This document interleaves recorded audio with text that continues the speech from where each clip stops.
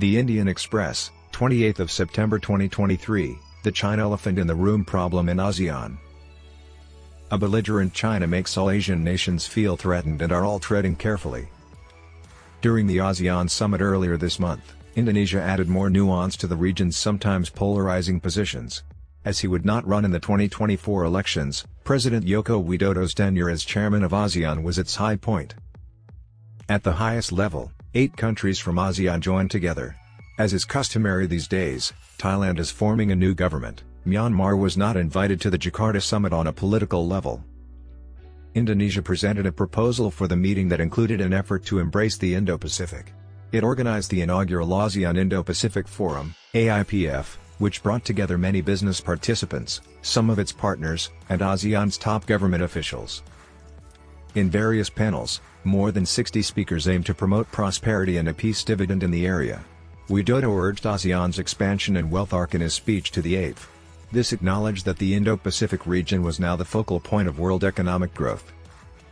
The Indonesian interlocutors carefully highlighted that they had adopted a functional approach to the Indo-Pacific and embraced it without undue concern about China's possible reaction. This is similar to how the Quad views the Indo-Pacific region, considering it more a cooperative endeavor than a strategic idea. Is this China's subtle balance? To this question, no one wished to respond. China was noticeably absent from the AIPF despite side events held by the US, UK, Canada, Australia, and India. Indonesia is aware of the limitations of the 5-point consensus, 5PC, about Myanmar. It accommodated them instead of allowing the Thai measures to undermine ASEAN's stance. Instead of appointing a special envoy, as Cambodia and Brunei did, Indonesia established an office of the special envoy and discreetly engaged with Myanmar, its neighbors, notably India, and other ASEAN nations. While not interacting with their armed groups, Indonesia did interact with opposition parties in Myanmar. Indonesia now views the 5PC as a facilitating initiative rather than a legally enforceable resolution, and it expects that attempts to interact with the various segments of Myanmar will mitigate the impact. There's no hope that this will be an easy fix. Myanmar, which has lost interest in hosting the 2026 summit, was chosen by ASEAN not to host the event. In the past, ASEAN sought redress from Myanmar for its acts by using the opportunity to convene a summit. It's unclear at this point if this leverage will be effective.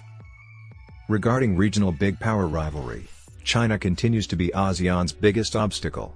Its appeal for prosperity and peace is a subdued way of indicating that the US and China will not engage in regional rivalry. The United Nations Convention on the Law of the Sea is frequently emphasized, and it seems that this is a subject of contention between China and ASEAN about the South China Sea, SCS. The Code of Conduct is developing slowly. The issue of what China calls its new standard map, which irritates several nations whose borders are depicted as part of China, compounded the situation. In addition to Japan and India, it was brought up bilaterally with China by the Philippines, Vietnam, Malaysia, and Indonesia.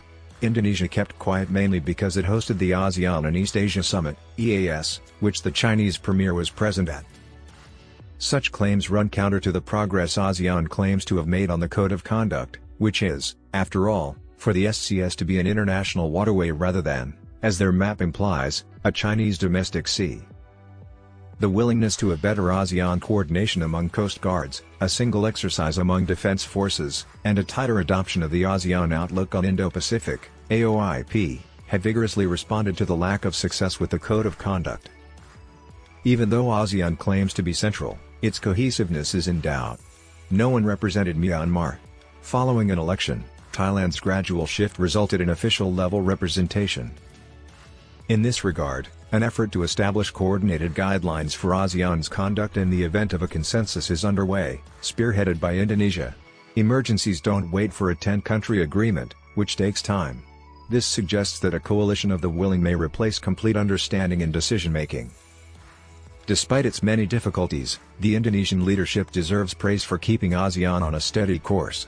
ASEAN stability is still vital in a changing world.